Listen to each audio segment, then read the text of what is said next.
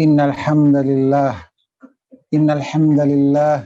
nahmaduhu wa nasta'inuhu wa nastaghfiruh wa na'udzu billahi min shururi anfusina wa min sayyiati a'malina. May yahdihillahu fala mudilla lahu wa may yudlil fala hadiya lahu. Wa asyhadu an la ilaha illallah wahdahu la syarika lah. Wa asyhadu anna Muhammadan abduhu wa rasuluhu sallallahu alaihi wa ala alihi wa ashabihi wa man tabi'ahum bi ihsanin ila yaumiddin, amma ba'd.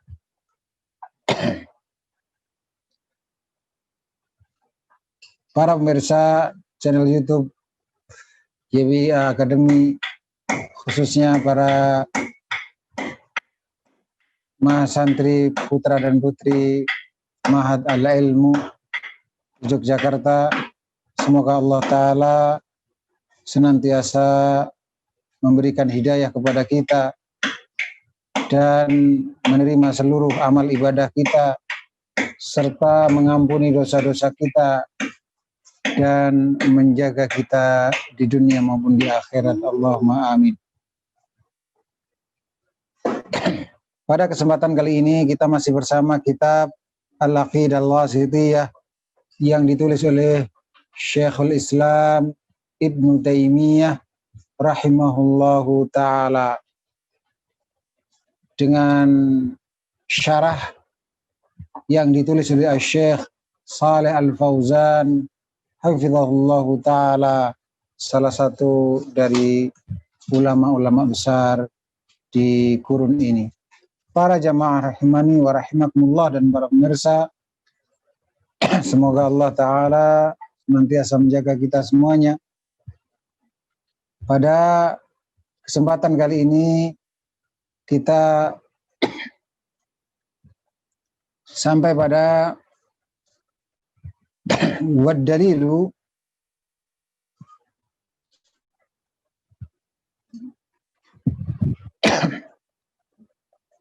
ala anna hadhihi surah ta'dilu thulutsal Qur'an ma rawahul Bukhari, dan dalil bahwa surat Al-Ikhlas adalah sepadan dengan sepertiga Al-Quran adalah hadis yang diriwayatkan oleh Imam Al-Bukhari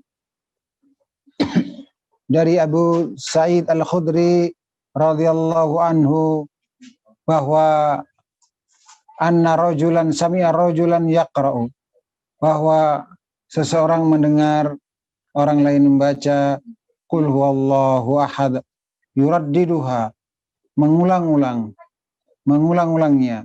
Falamma asbaha jaa ila Nabi sallallahu alaihi wasallam, lalu tatkala esok harinya datanglah dia kepada Nabi sallallahu alaihi wasallam, fadzakaralah dzalik, lalu menyebutkan hal itu kepada Rasulullah sallallahu alaihi wasallam, wa ka'anna ar-rajula yataqalluha, seolah-olah orang tersebut menilai tidak sedemikian besar keutamaan dari surat Al-Ikhlas.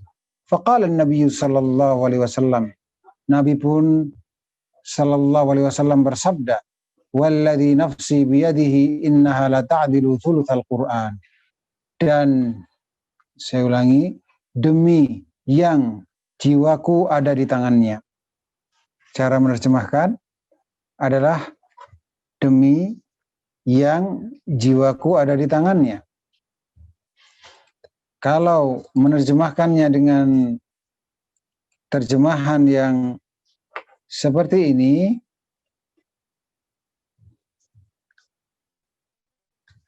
walladzi nafsi biyadihi, kalau terjemahannya adalah demi jiwaku yang ada di tangannya, maka ini adalah terjemahan yang mengandung nilai syirik. Mengapa? Karena bersumpah dengan jiwa. Sedangkan jiwa adalah makhluk. Bersumpah dengan makhluk adalah syirik. Yang benar adalah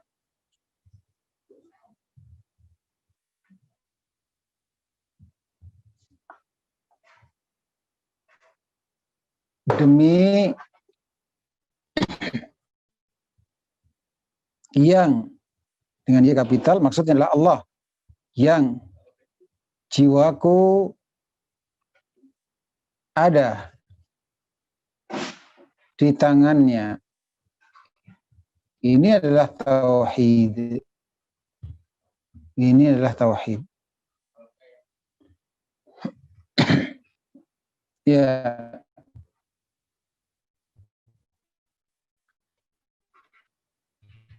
Kita kembali.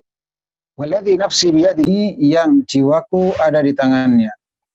Innaha, sesungguhnya surat Al-Ikhlas itu, la ta'dilu, benar-benar sepadan, thulutsal Qur'an, sepertiga dari Al-Qur'an.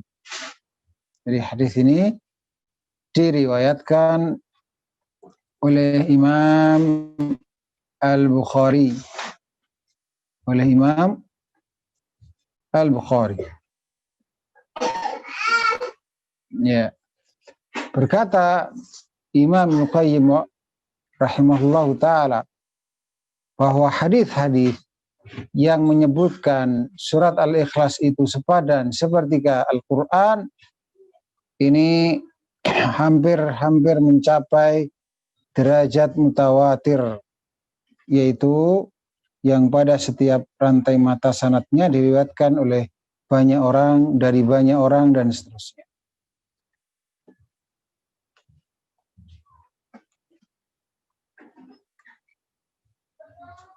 Haitsu yaqul, yang mana Allah Ta'ala, ya haitsu yaqul, yang mana haitsu yaqulullahu jalla sya'nu,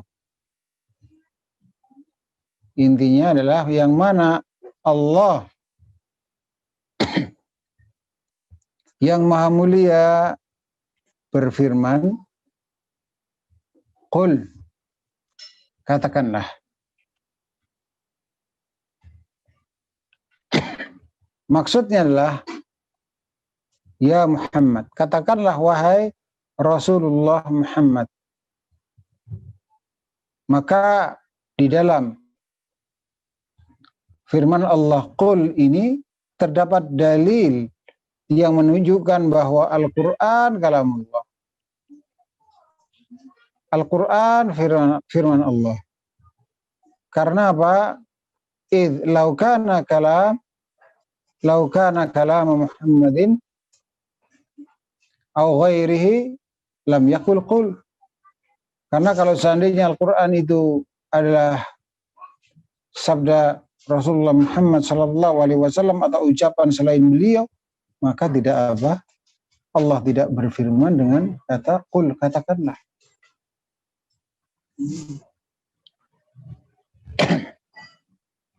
Karena Allah Ta'ala berfirman dengan kata qul, katakanlah, maksudnya wahai Rasulullah Muhammad sallallahu alaihi wasallam, itu menunjukkan bahwa yang berfirman adalah Allah Subhanahu wa taala, sedangkan Rasulullah sallallahu alaihi wasallam sebatas menukilkan firman Allah Ta'ala atau menyampaikan firman Allah Ta'ala kepada umatnya sallallahu alaihi wasallam. Baik. Para jamaah rahimani wa rahimakumullah. Allahu Ahad. Dialah Allah yang Maha Esa. Baik. Mari kita perhatikan tentang Qul huwallahu ahad ini.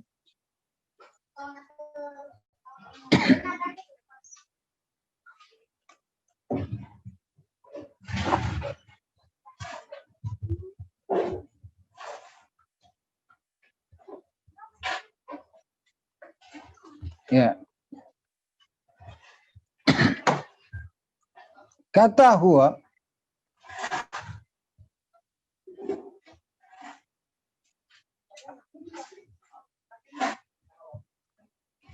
Qul huwa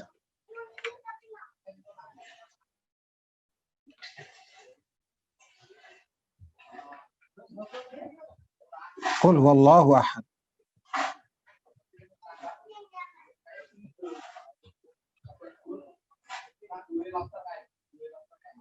Katakanlah,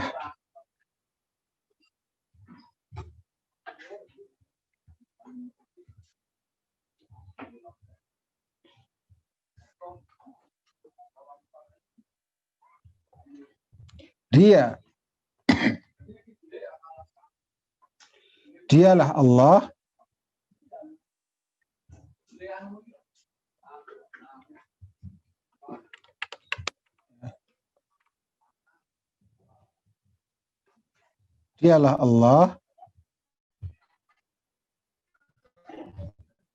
yang Maha Esa. Mengapa diartikan seperti ini? Para jamaah rahimani wa rahimakumullah, ini terkait dengan i'rab kata huwallahu ahad. Huwa ini dhamir. Setiap dhamir tentunya yang bukan dhamir sya'an, dhamir yang biasa, tentunya kembalinya ada, yaitu marji'nya ada. Tempat kembalinya ada. Lalu mana marji'nya?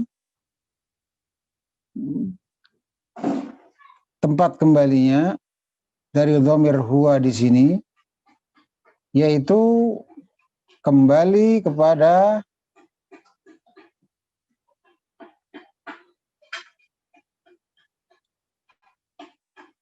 apa yang ditanyakan.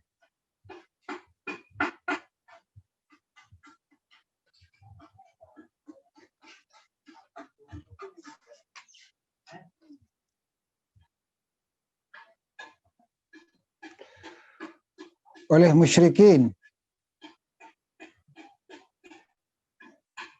karena ulama menjelaskan sebab diturunkannya surat ini adalah kaum musyrikin berkata kepada Rasulullah sallallahu alaihi wasallam, "Sif lana rabbak." Sebutkan kepada kami sifat-sifat Rabbmu. Lalu Allah Ta'ala menurunkan surat Al-Ikhlas ini. Jadi sebab diturunkannya surat ini adalah sebuah riwayat yang sahih yang dikeluarkan oleh At-Tirmidzi dan Ahmad rahimahumullah ta'ala. Dengan demikian hakikatnya kaum musyrikin menanyakan tentang sifat Allah Subhanahu wa ta'ala. Tentang sifat Allah.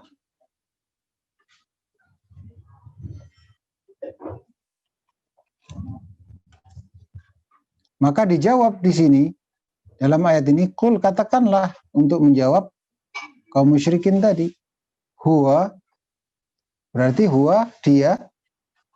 Di sini maksudnya adalah sesuatu yang kalian tanyakan tentang sifat Allah adalah.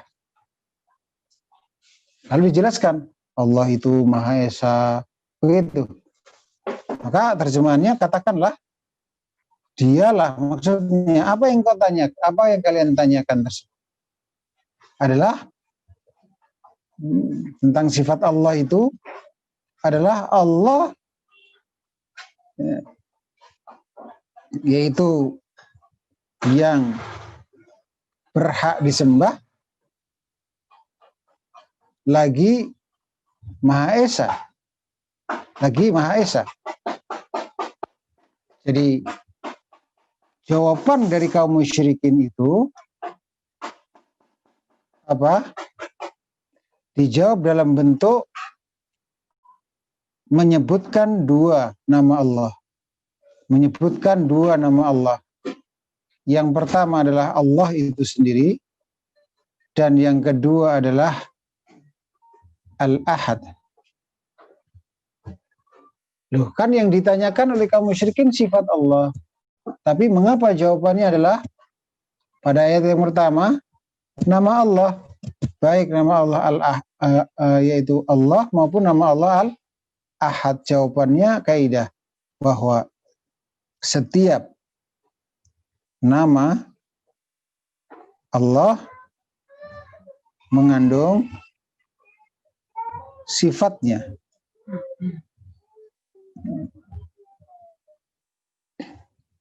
Bahwa di dalam nama Allah itu ini nama terdapat di dalamnya al-uluhiyah, yaitu sifat.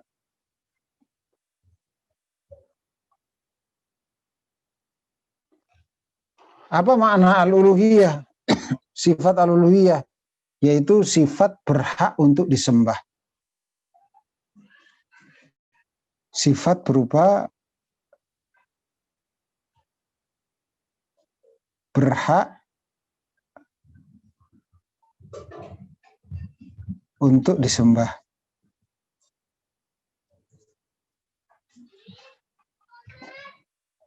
Mengapa demikian? Karena berdasarkan keterangan Abdullah bin Abbas radhiyallahu anhu ketika menjelaskan tentang makna Allah, kata beliau, ini patut dicatat dengan tinta emas, karena nama Allah adalah nama yang teragung dari seluruh nama-nama Allah yang husna, dan juga demikian nama Allah memiliki keistimewaan yang tidak didapatkan pada nama yang lainnya. Di antaranya kalau diseru dengan harfun nida, huruf panggilan, maka alif lamnya tidak hilang.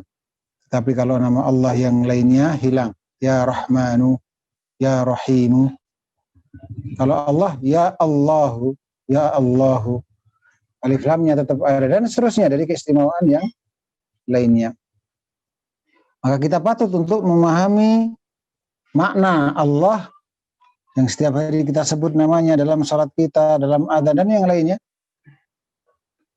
melalui tafsiran.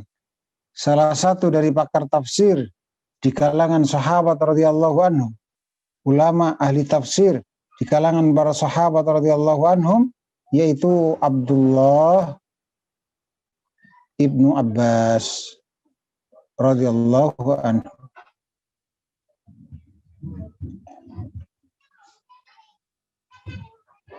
Berkata Abdullah ibnu Abbas radhiyallahu anhu, Allah Dzul al-uluhiyah wal-ubudiyah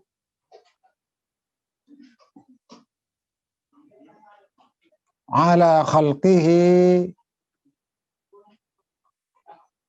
ajma'in.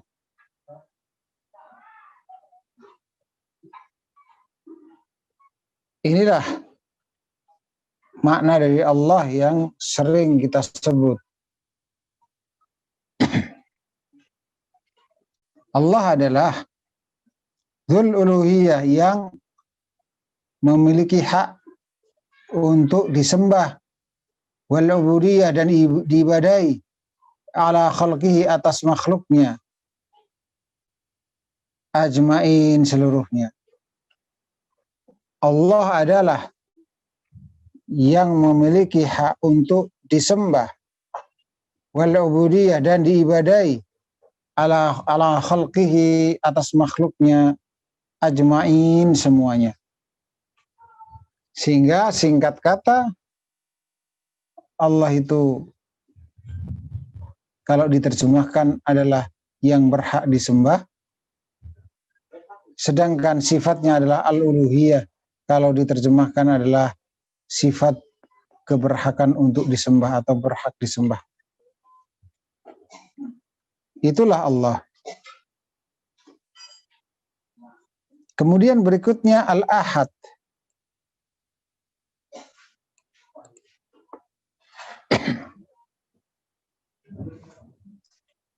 Apakah yang dimaksud dengan Al-Ahad dari kata ahadun pada qul huwallahu ahad? Al-Ahad adalah nama Allah.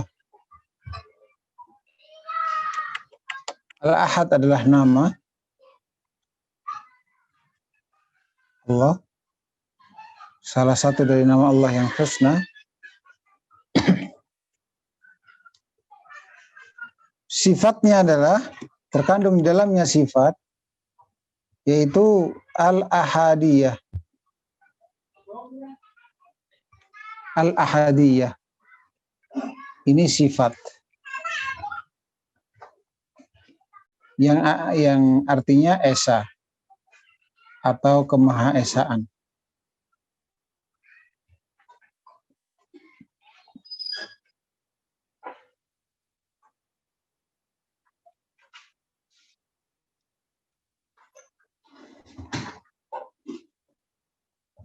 Untuk bisa lebih memahami tentang makna al-ahad, kita perlu mengetahui bahwasanya ahad itu wazannya adalah wazan dari ahad adalah al-fa'al. Al-fa'al. Fa'al. Jadi ahad itu wazannya adalah fa'alun. Kalau al-ahad ya al-fa'al. Dia seperti hasanun, yaitu sifat musyabbahah.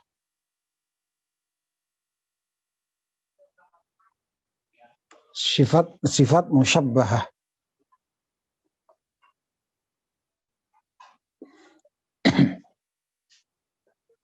Apa beda? Apa kandungan sifat musyabbahah itu? Kandungan sifat musyabbahah itu mengandung yaitu dawam dan thubut. Apa itu? Tetap. Mengandung dawam wa thubut, yaitu tetap.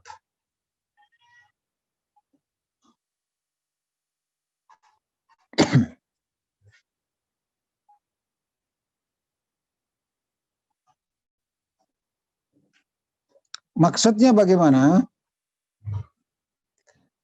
Maksudnya adalah dawam itu terus menerus, thubut itu tetap. Terus menerus dan tetap.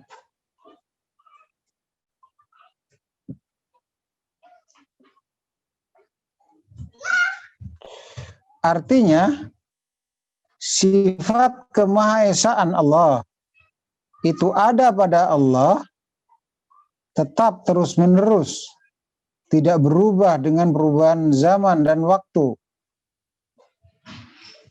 Senantiasa ada pada Allah Subhanahu wa ta'ala, yaitu sifat dzatiyah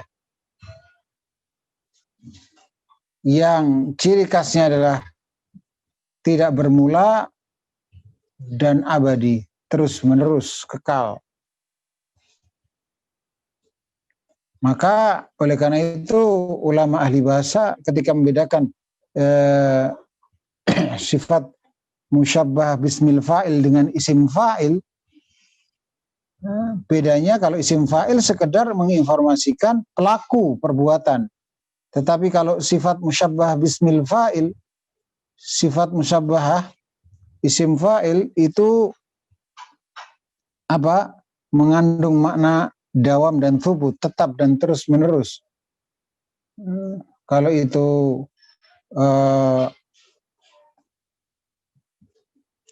terkait dengan perbuatan mencuri, ya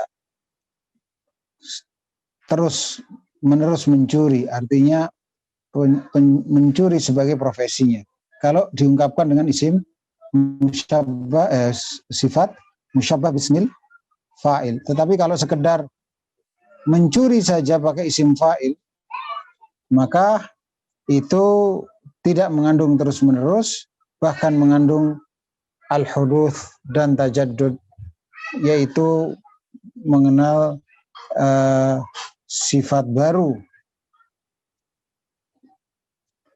Baik, maka dari sini dapat kita hayati Al-Ahad adalah Allah benar-benar Maha Esa, yang sifat itu adalah sifat dzatiyah, tidak mengenal permulaan dan tidak mengenal akhir. Terus menerus senantiasa Allah disifati dengan sifat Maha Esa. Berarti la syarikalah, tidak ada sekutu baginya, itu konsekuensinya. Tidak boleh dipersekutukan dengan siapapun, kapanpun dan dimanapun, dengan sesuatu apapun atau dengan siapapun dari selain Allah. Itu terkait dengan asal-usul makna bahasa. Ada yang terlupakan tadi, terlewat, yaitu terkait dengan asal kata Allah secara bahasa. Kata Allah itu dari al-ilah, kemudian dihilangkan hamzahnya karena banyaknya diucapkan untuk meringankan, memudahkan, sehingga hamzahnya hilang, lamnya gabung menjadi Allah. Karena dari ilah, maka berarti wazannya adalah fi'al. Wazan fi'al di sini cara memaknainya adalah dibawakan kepada bentuk maf'ul, yaitu sama dengan ma'luh.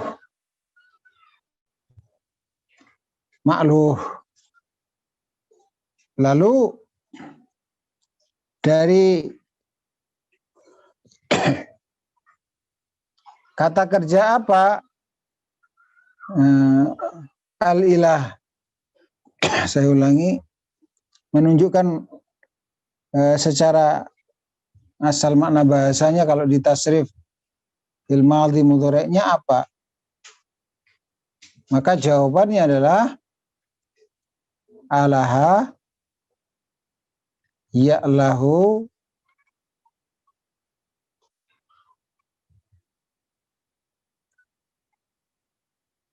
uluhatan dan seterusnya.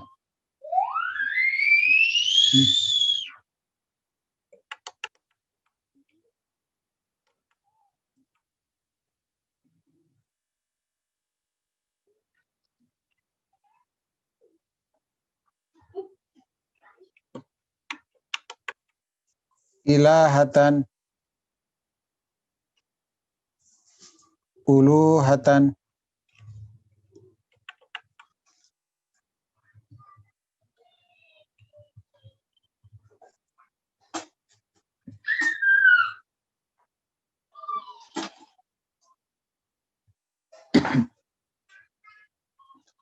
dan ulama mengatakan bahwa ini sepadan dengan abada, ya'budu,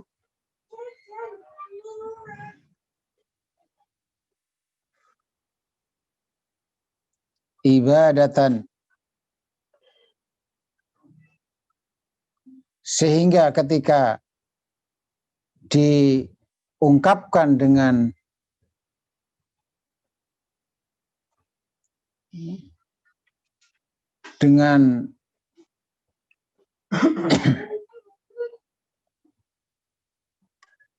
ma'luh, diungkapkan dengan ma'luh, ini sama dengan abada, ya'budu,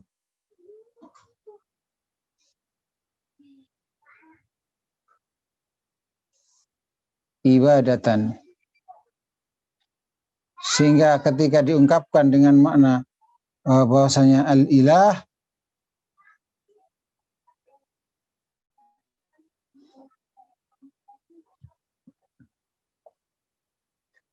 ilah maknanya adalah ma'luh, maka berarti otomatis sepadan dengan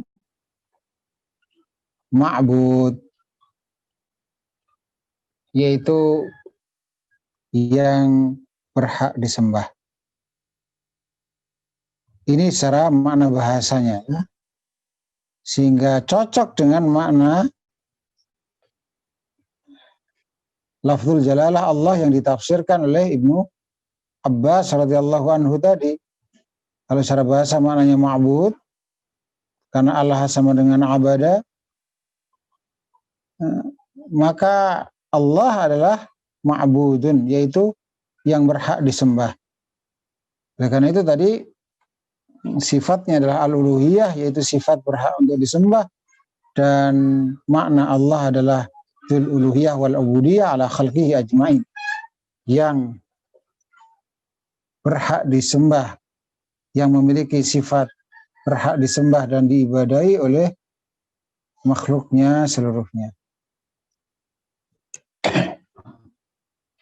Berarti Allah adalah yang berhak disembah. Inilah makna Allah, satu-satunya yang berhak disembah.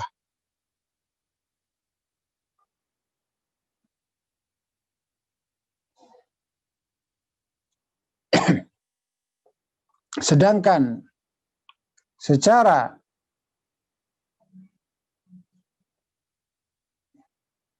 i'rab, agar kita bisa menghasilkan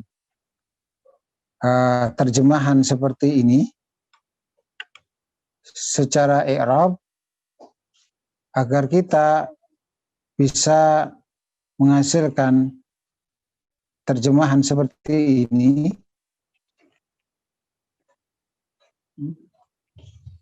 ya, agar kita bisa menghasilkan terjemahan seperti ini, maka perlu mengetahui i'rabnya, bahwa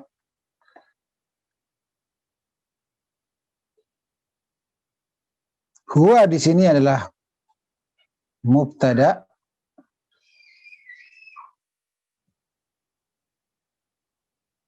sedangkan Allah di sini adalah khabaruhu, khabar mubtada, sedangkan ahad adalah khabar yang kedua.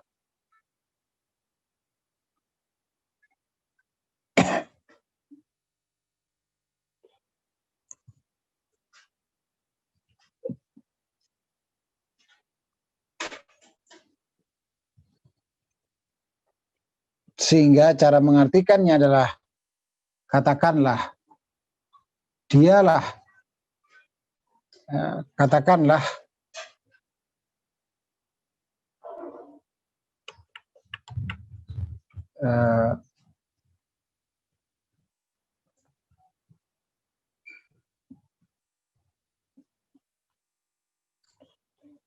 ya, katakanlah dialah, ini karena dalam tanda petik, katakanlah dialah, maksudnya dia di sini adalah apa? Adalah apa yang kalian tanyakan, wahai musyrikin.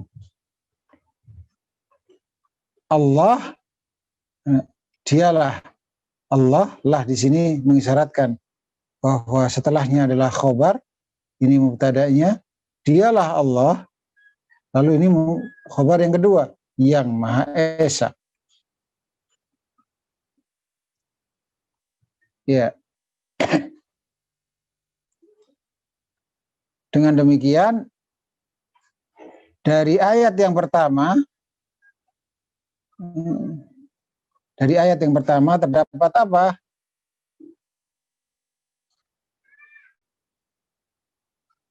Terdapat penetapan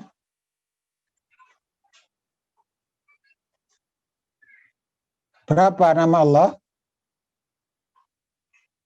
Ayat pertama ini yaitu berapa tadi? 2. Yang pertama adalah Allah.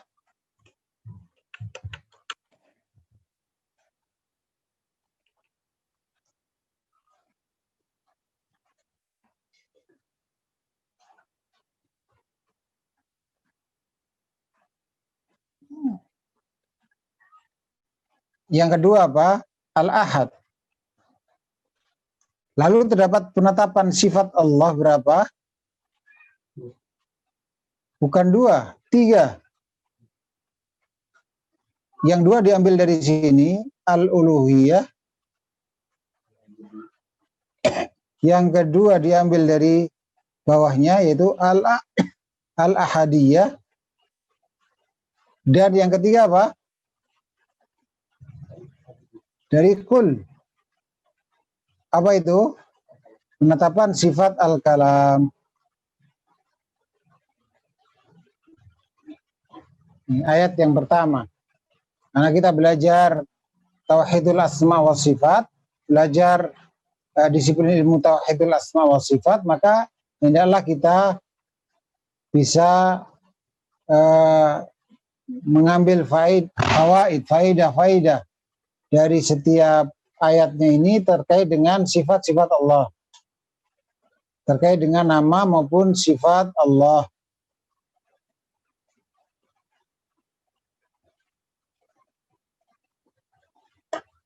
Ya.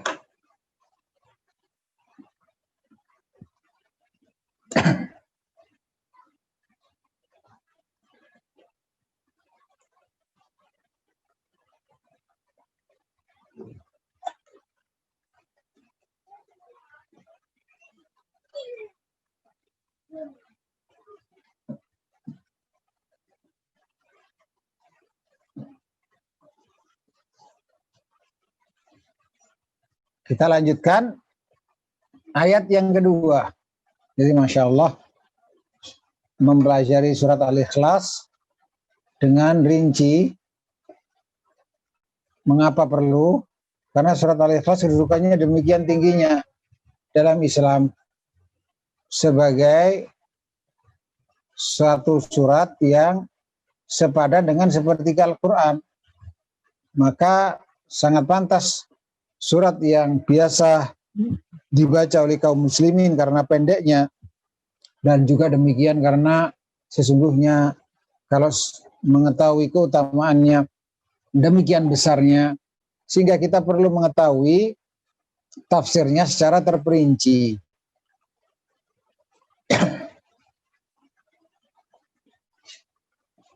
Ayat yang kedua.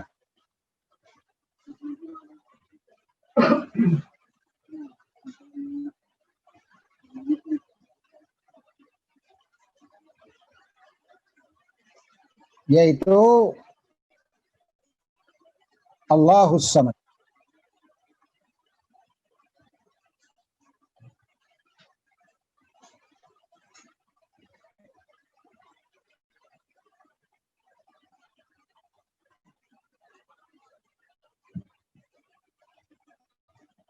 Allahus Samad.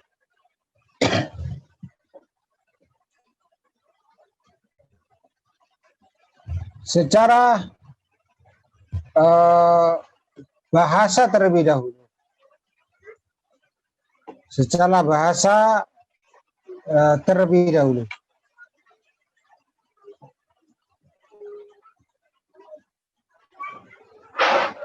Bahwa Allah ini adalah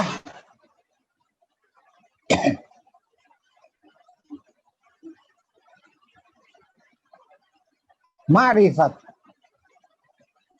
isim ma'rifat, lafzul jalalah, disebut sebagai lafaz yang agung, lafzul jalalah, yaitu berupa isim. Karena ada alif lamnya, maka isim ma'rifat. Isim ma'rifat. As-samad juga isim ma'rifat. Sementara Allahus Samadu ini adalah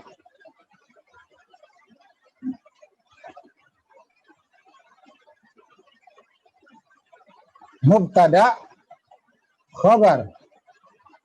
Ini adalah mubtada khabar.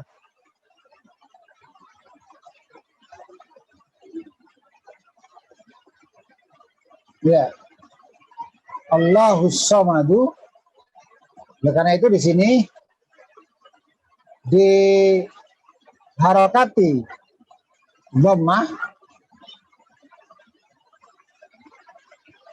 untuk Allah karena mubtada, dan diharokati as-samad dengan dhammah pula karena dia khabar. Sehingga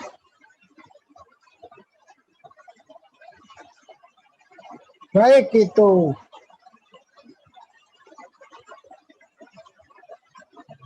mubtada'nya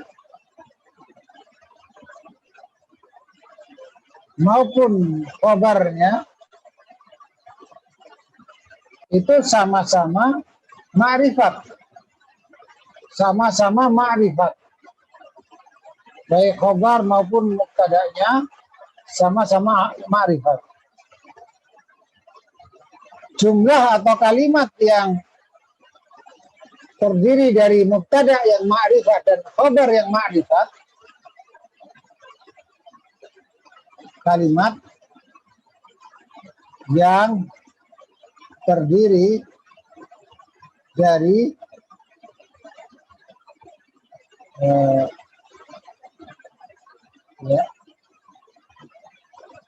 mubtada yang ma'rifat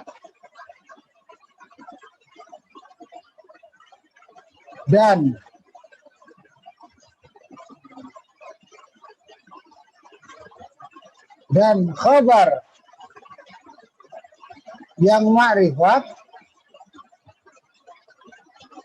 maka ini apa? Maka ini menunjukkan kepada faedah, berfaedah apa?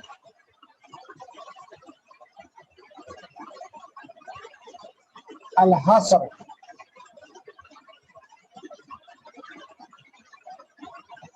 yaitu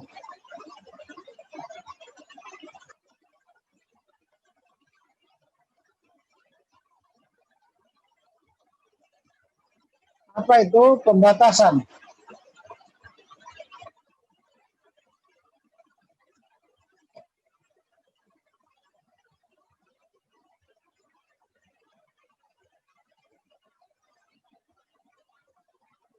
Menunjukkan faedah pembatasan.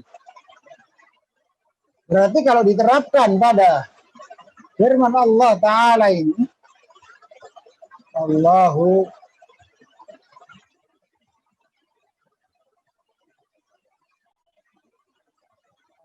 Samadu,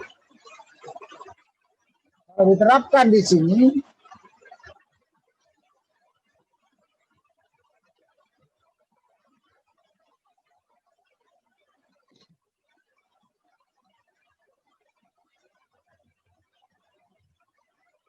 Para jamaah rahimani wa rahimakumullah.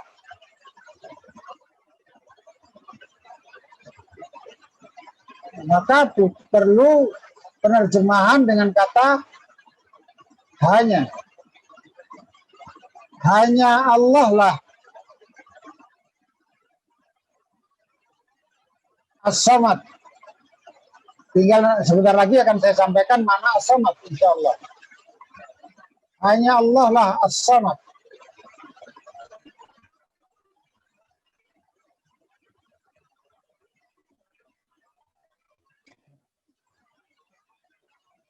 Hanya di sini diambil dari apa? Al-Hasr. Pembatasan tadi. Yaitu pembatasan. Selain Allah bukan As-Samad. Hanya Allah sajalah As-Samad. Nah sekarang kita perhatikan apakah makna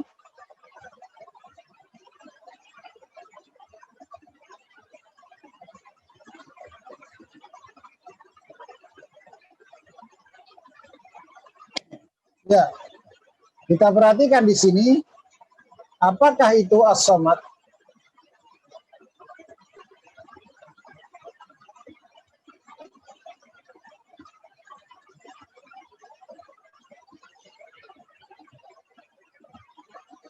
As-Samad, tafsiran ulama beraneka ragam tentang As-Samad. Oleh karena itu terjemahan pun juga tidak hanya satu. Tidak masalah asal tepat di dalam menerjemahkannya.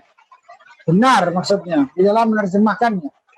Karena memang ulama dalam menafsirkan As-Samad itu ungkapannya beraneka ragam. Tapi nanti insya Allah kita akan mengambil tafsiran yang menyeluruh. Yang dari satu sisi bisa mencakup seluruh dari tafsiran-tafsiran yang lainnya.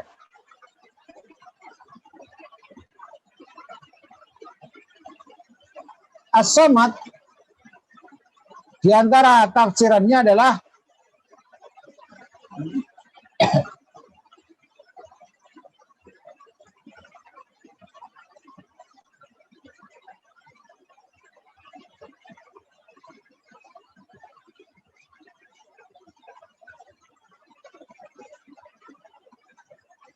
al-maf'ul, yaitu al-masmud ilaih. Al-masmud ilaih. Al-masmud ilaih.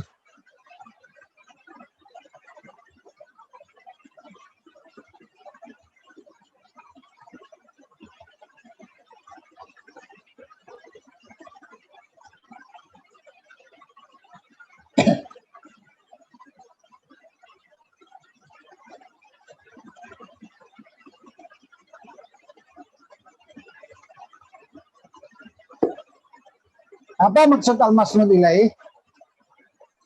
Maksudnya adalah yang dituju oleh makhluk di dalam pemenuhan kebutuhan-kebutuhan mereka. Satu-satunya yang dituju oleh makhluk di dalam pemenuhan kebutuhan-kebutuhan mereka. Jadi arti singkatnya, arti bahasanya al-masmud ilaih itu yang dituju.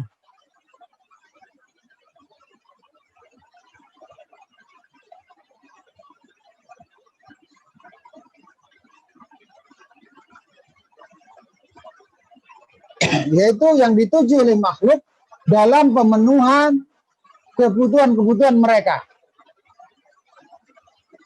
Yang dituju oleh makhluk dalam pemenuhan kebutuhan-kebutuhan mereka.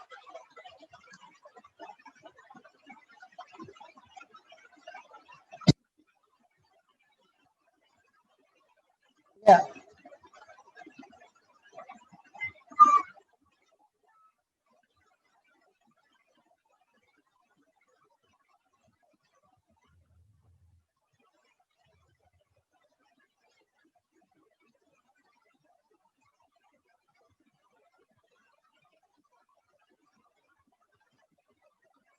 Itu di antara tafsir As-Samad.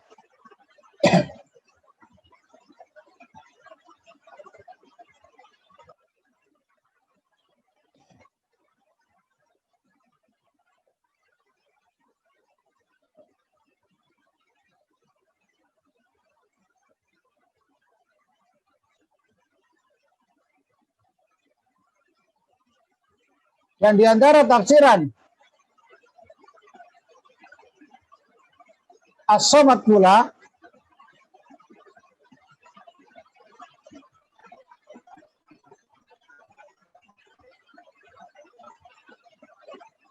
adalah mustaqnin an kulli ma siwah.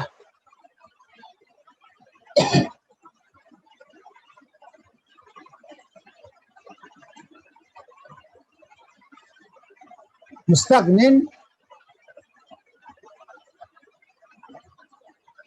yang maha kaya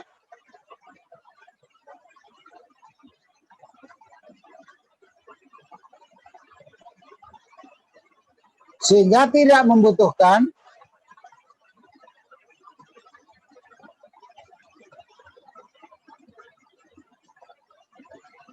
kepada selainnya.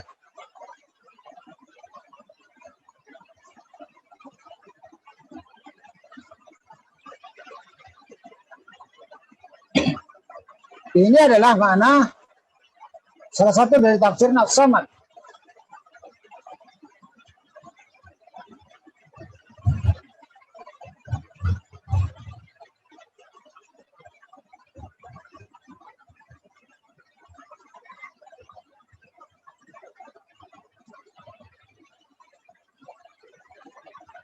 Wallahu ta'ala alam shawab. Tafsiran As-Samad yang menyeluruh adalah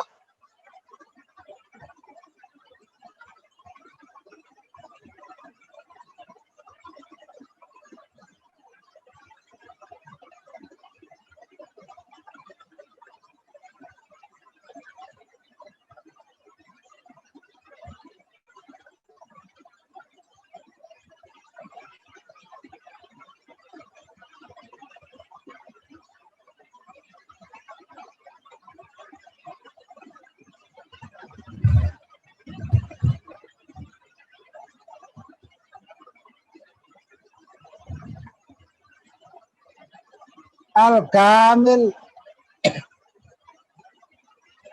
fi sifatihi,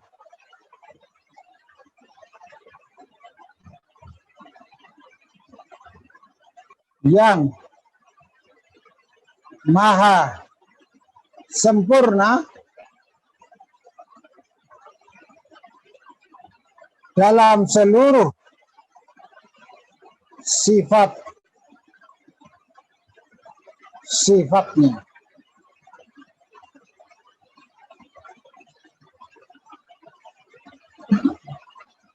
Inilah makna As-Samad.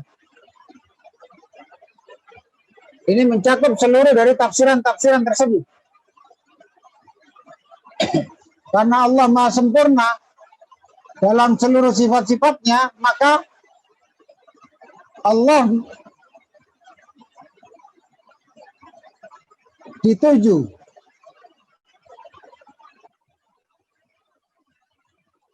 oleh makhluk di dalam apa? Pemenuhan kebutuhan-kebutuhannya. Karena Allah maha sempurna dalam sifat-sifatnya, maka Allah maha kaya, tidak membutuhkan selainnya. Bahkan selainnya pasti senantiasa membutuhkannya,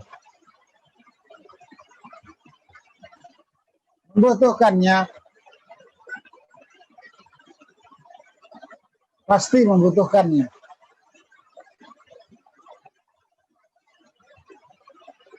Inilah makna As-Samad.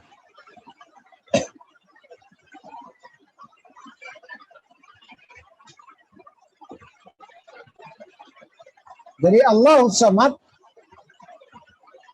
Allah dari terjemahan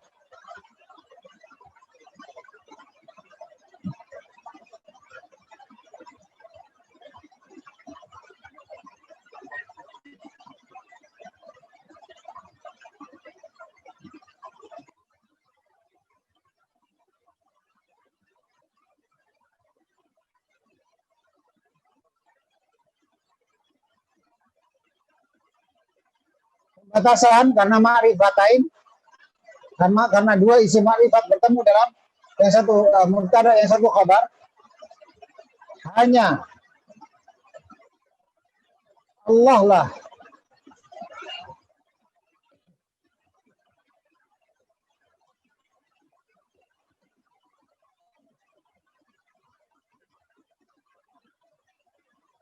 yang maha sempurna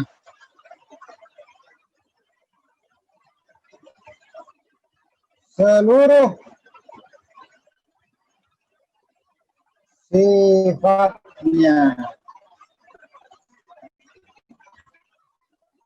Inilah cara menerjemahkan dari Allahus Samad.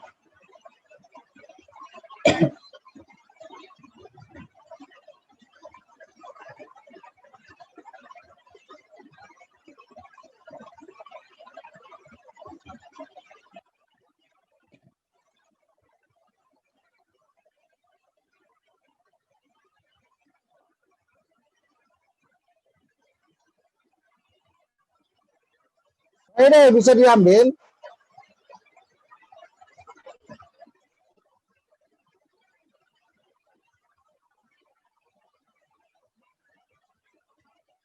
itu dari ayat kedua.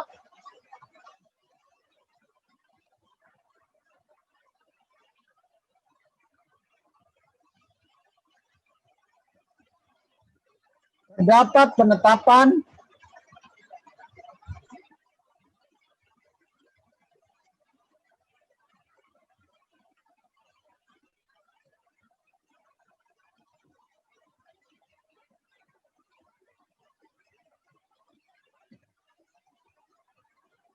nama Allah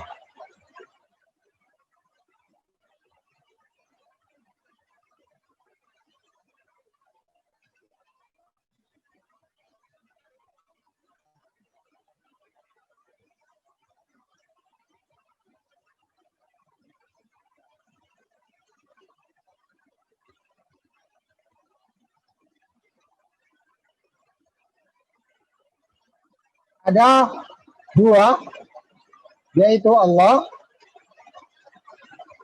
dan As-Samad. Terdapat penetapan sifat Allah dua, yaitu Al-Uluhiyah dan As-Samadiyah.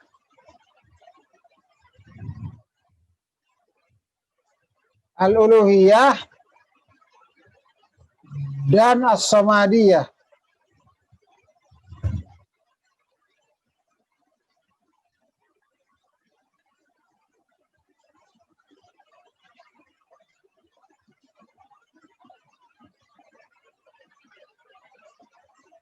Silakan yang khawatir ketinggalan mencatat untuk di screenshot sehingga bisa di share di grup ataupun menjadi catatan untuk dicatat di luar majelis, baik ini maupun sebelumnya ataupun juga sebelumnya juga.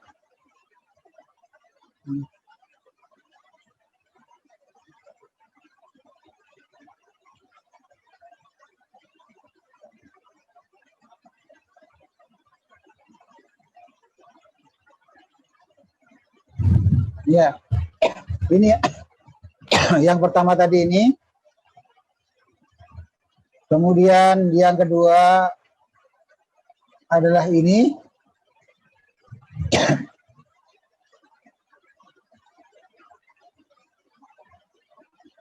Kemudian yang lembar ketiga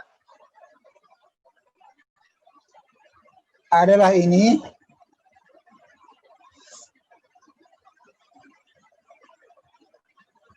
Kemudian lembar keempat adalah ini. Lembar kelima adalah ini.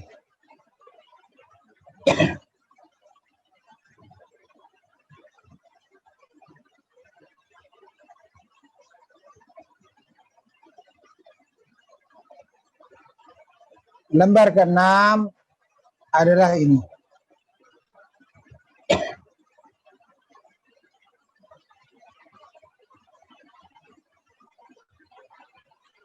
Adapun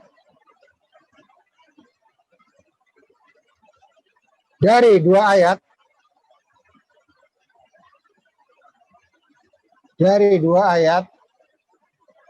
dalam surat Al-Ikhlas, yaitu pertama dan ayat kedua, dapat diambil sebuah pelajaran tentang apa itu? Tentang metode Al-Quran di dalam penyebutan di dalam pensifatan Allah Subhanahu wa taala. Apa itu?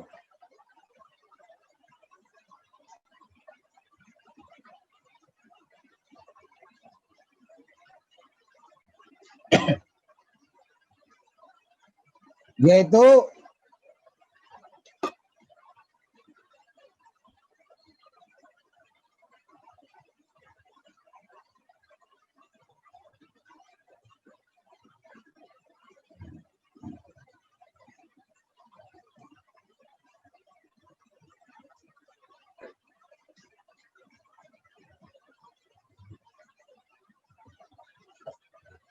al-jam'u baina nafi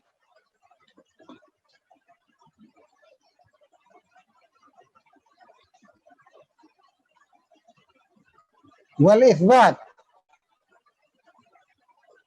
Bahwa di dalam surat Al-Ikhlas ini terdapat model mensifati Allah, yaitu menggabungkan antara nafi, meniadakan sifat aib dan kurang sempurna dari Allah, dan itsbat, menetapkan sifat sempurna bagi Allah Ta'ala sesuai dengan keagungannya.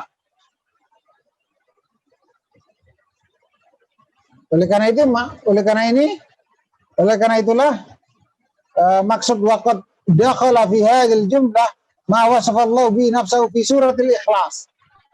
Dan termasuk kalimat ini, yaitu kalimat apa? Kalimat tadi menggabungkan antara nafi dan itsbat. Salah satu contoh yang termasuk dalam prinsip menggabungkan antara nafi dan itsbat dalam sifati Allah Ta'ala adalah surat Al-Ikhlas.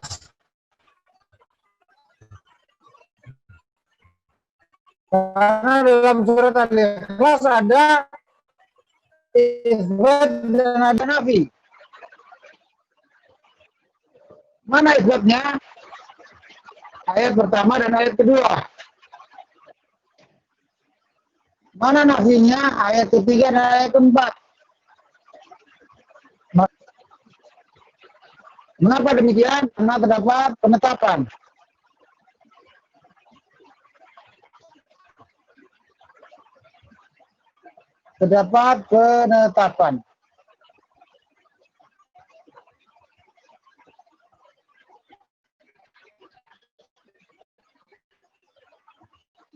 Sifat sempurna ini terdapat itsbat ya. Itsbat karena terdapat penetapan sifat sempurna bagi Allah Ta'ala sesuai dengan keagungan Allah Ta'ala. Adapun dari ayat dan keempat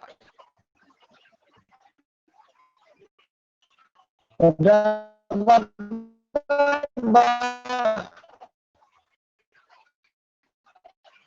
yaitu terdapat nafyun atau nafi dalam bahasa bebasnya. Mengapa? Karena terdapat peniadaan sifat aib dari Allah.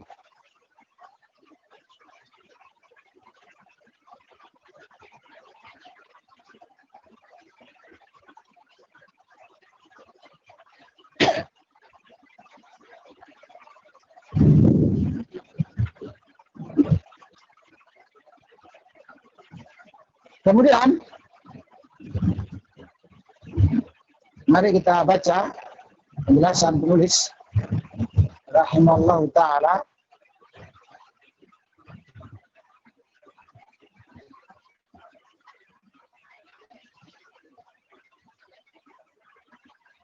Qul huwallahu ahad. Ay wahidun la nadhira wala wazira wala matila wala syarikalah. Yaitu Maha Esa, yang Maha Esa, yang tidak ada yang setara dengannya, tidak ada yang membantunya, dan tidak ada yang semisal dengannya, serta tidak ada sekutu baginya.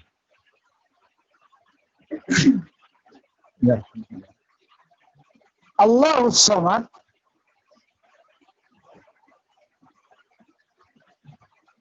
ini adalah ay as-sayyid alladhi kamula fi su'dudi wa syarafi wa azamati. Allahus Samad, hanya Allah lah. As-Samad yaitu yang maha mulia, yang sempurna dalam kemuliaannya, kehormatannya, dan keagungannya. Dan pada kata As-Samad atau nama As-Samad terdapat seluruh sifat-sifat yang sempurna. Walladzi tasmudu ilaihil khalaik. As-Samad adalah yang dituju oleh seluruh makhluk. Watak siduhu, dan dituju olehnya, saya ulangi, dan dituju oleh seluruh makhluk fi jami'i hajatiha, dalam seluruh pemenuhan kebutuhan-kebutuhannya, wa muhimmatiha, dan perkara-perkara yang sangat penting bagi makhluk, kebutuhan-kebutuhan yang sangat penting bagi makhluk. Begitu kurang lebihnya artinya. Ya. Kemudian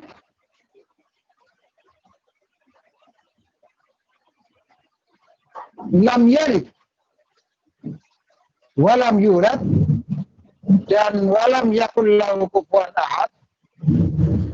Ini insyaallah kita akan pelajari pada pekan datang, karena ini terkait dengan kaidah penafian yang ada sedikit perinciannya dalam masalah ini. Insyaallah ta'ala demikian yang bisa saya sampaikan pada pertemuan kali ini. Wassallallahu wasallam wa baraka ala nabiyyina Muhammad wa akhiru da'wana alhamdulillahi rabbil alamin. Assalamualaikum warahmatullahi wabarakatuh.